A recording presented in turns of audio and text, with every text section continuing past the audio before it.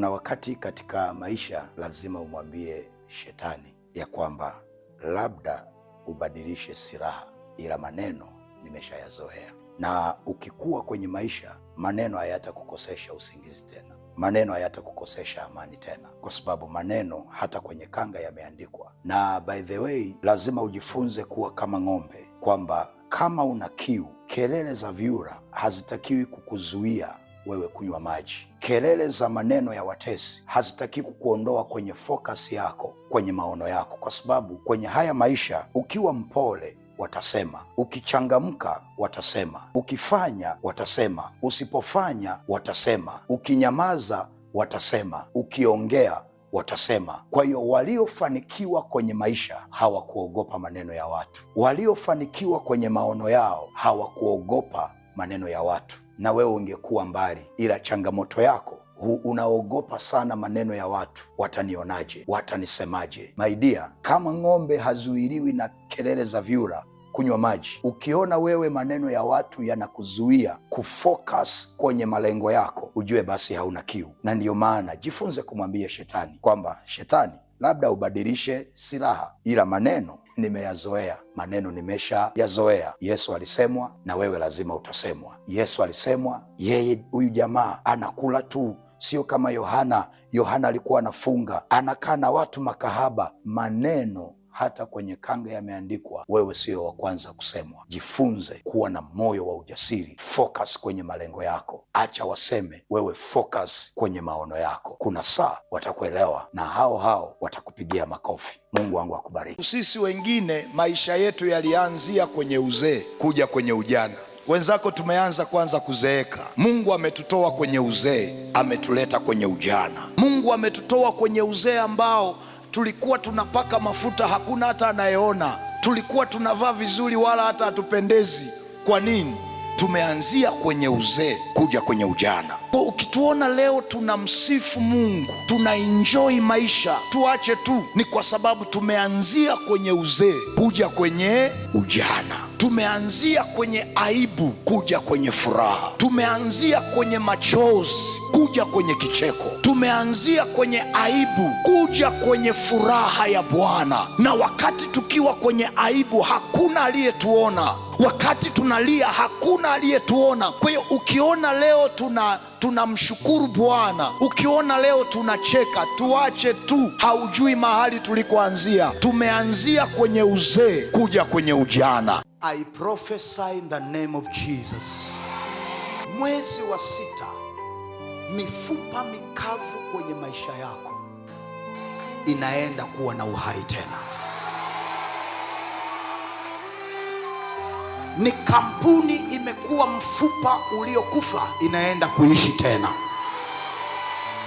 Ni maono yamegeuka kuwa mfupa mkavu, unaenda kuishi tena. Ni biashara imekuwa mfupa mkavu, inaenda kuishi tena. Ni malengo yako yamegeuka mifupa mikavu, yanaenda kuishi tena. Biblia inasema, nani angemwambia Ibrahim kwamba Sara angekuzalia wana katika uzee? Na kuna mtu mwezi wa 6, kuna vitu vinaenda kutokea kwenye maisha yako ambavyo wewe mwenyewe kwanza utashangaa na wanaokufahamu watashangaa. Na mimi nasimama kwenye hii madhabahu, natamka mwezi wa 6, mifupa yoyote mikavu ikaishi tena kwa jina la Yesu. Mwezi wa 6 na wewe ukashuhudie. Mwezi wa 6 Mungu akufute machozi. Mwezi wa 6 Mungu akupe faida kwenye maisha yako. Mwezi wa 6 Mungu akukutanishe na watu watakao kufungulia milango ya baraka. Mwezi wa 6 mifupa mikavu inaenda kuishi tena. Na mimi nasubiri ushuhuda wako kwa ajili ya mwezi wa 6. Light, kama wa Afrika tungependana na tungesapotiana na tungefurahia mafanikio ya mwingine, Afrika tungekuwa mbali sana. Wa Afrika tungekuwa mbali sana. Na by the way, wa Afrika Mungu ametubariki, na Afrika imebarikiwa. Lakini changamoto ya Afrika na Waafrika, tuna maroho ya hivi. Hatuko tayari kuona mwingine anainuka. Hatuko tayari kuona mwingine anasifiwa. Hatuko tayari kuona mwingine anatajwa kwa mazuri. Yaani unatamani tu usikie habari mbaya za mwingine. Unatamani usikie biashara yake imekufa. Unatamani usikie ameachika. Unatamani usikie amefumaniwa. Unatamani usikie amefukuzwa kazi. Hao ndio Waafrika. Tuna maroho ya korosho. Na Waafrika tuko tayari kumharibia mwingine ili mradi asiinuke, ili mradi maisha yake yasichanue, na ili aharibikiwe wote tufanane. Ndio Waafrika. Na hii roho iko kuanzia kwenye level ya familia. Angalia kwenye familia, mtu akifanikiwa tu kidogo, familia inainuka na kuanza kumsema. Familia itainuka na kuanza kumpiga mawe. Anajidai, analinga, analingia mafanikio yake. Okay, fanikiwa wewe tuone kama hutalinga basi. Fanikiwa wewe tuone kama hutajidai.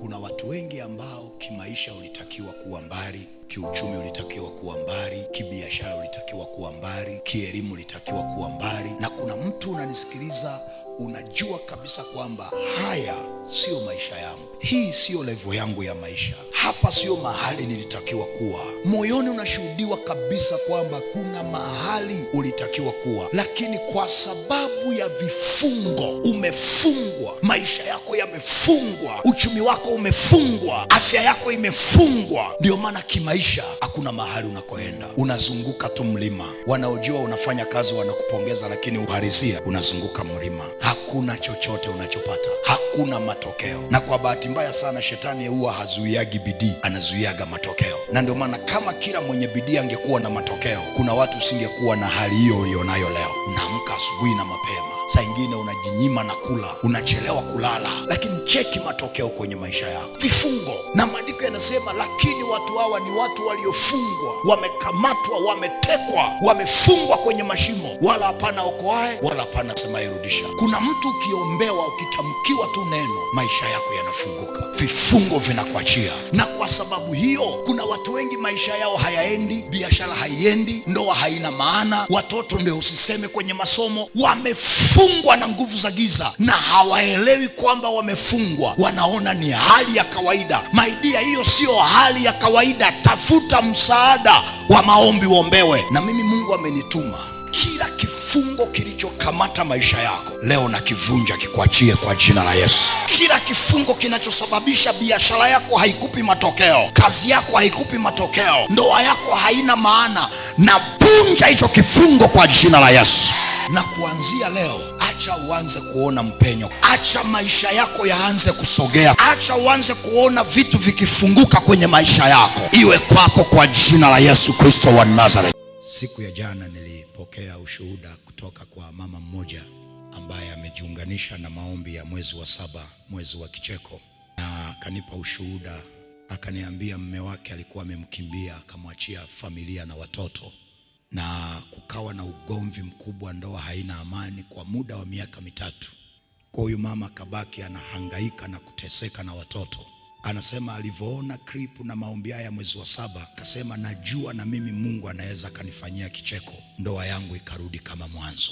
Kwa hiyo akasimama na yale maombi, akasimama na sadaka. Anasema mtumishi, kwa kweli huyu Mungu ukimuomba kwa imani, Mungu anafanya. Anasema mume wake amerudi nyumbani na ametubu, ameomba msamaha, na sasa wameanza kuishi kwa amani, na ndoa yao imerudishiwa amani na kicheko kama ilivyokuwa mwanzo. Na ndio nikaelewa kwamba Mungu wetu ni Mungu wa urejesho, na Mungu wetu ni Mungu wa mara ya pili. Na mimi nakuombea wewe unayesikiliza maombi haya na ushuhuda huu, na wewe uliojiungamanisha na maombi haya mwezi wa 7, ninakuombea Mungu wa mara ya pili akupe kicheko tena kwa jina la Yesu. Mungu wa mara ya pili akufute machozi na wewe mwezi wa 7. Mungu wa urejesho arudishe kibali kilichokuwa kimepotea kwenye maisha yako. yako, arudishe faida, arudishe kicheko, arudishe kibali, arudishe wateja, arudishe neema kwenye maisha yako. Na mimi natamka kwenye huu mwezi wa 7, acha Mungu arudishe kicheko kwenye maisha yako. Biblia anasema sauti ya kicheko na ya kuimba na ya kushukuru, anasema vitasikika tena kwenye maisha yako. Na mimi natamka sauti ya furaha, sauti ya kicheko na sauti ya kuimba na sauti ya furaha na sauti ya shangwe, acha visikike tena kwenye maisha yako. Mwezi huu wa 7 nasema acha visikike tena kwenye maisha yako kwa jina la Yesu Kristo wa Nazareti. Kwenye mwezi huu wa 7, mwezi wa kicheko, nimepokea shuhuda nyingi sana. Kuna mama mmoja alinipigia simu ile wiki ya kwanza ya mwezi wa 7, aliposikia zile shuhuda akaniambia, mwalimu, kwani ina maana mimi Mungu hawezi kunikumbuka? Huyu Mungu kwani ana upendeleo? Akaniambia, nimesikia hizo shuhuda na mimi nataka niombe pamoja na wewe kwa ajili ya watoto wangu. Inakuwaje wamesoma lakini hakuna hata mmoja aliyepata kazi, wako nyumbani tu? Anasema, mwalimu, na mimi natamani Mungu anifanyie kicheko, watoto wangu wapate kazi. Akasema, naachilia na sadaka, najua kuna kitu Mungu atafanya, najua kuna kitu Mungu atafanya. Na tuliomba naye, tukaomba kwa ajili ya wale watoto wake. Juzi mama amenipigia simu kunipa ushuhuda, anasema, mtumishi, namshukuru Mungu sana, watoto wangu wote 3 Mungu amewapa kazi za heshima na za kueleweka katika jina la Yesu. Akasema, Mungu amefanya kicheko, Mungu amewakumbuka watoto wangu. Na mimi nakuombea katika jina Yesu. Kuna mtu unasema, kwani huyu Mungu ana upendeleo? Leo ninakuombea kwenye mwezi huu wa 7, acha Mungu akukumbuke na wewe. Biblia anasema Mungu akamkumbuka Raheli, Mungu akamfungua tumbo na Raheli akazaa. Mwezi huu wa 7 Mungu akumbuke biashara yako, Mungu akumbuke watoto wako, Mungu akumbuke ndoa yako. Mwezi huu wa 7 Mungu akumbuke kampuni yako, Mungu akumbuke na ofisi yako kwa jina la Yesu Kristo wa Nazareti. Mungu akumbuke na afya yako. Na ninaona mwezi huu wa 7 Mungu akikufungua. Ninaona na wewe Mungu akikukumbuka. Umelia vya tosha, umechekwa vya tosha. Naona kabla mwezi wa 7 haujaisha, naona mbingu zikifunguka kwa ajili yako. Ninaona Mungu akikukumbuka. Ninaona Mungu akikufanyia kicheko. Ninaona Mungu akikufanyia muujiza katika jina la Yesu Kristo. Nasikia kusema na mtu mmoja kwamba anayefuata kushuhudia matendo ya Mungu ambayo Mungu ameyafanya, anayefuata ni wewe kwa jina la Yesu.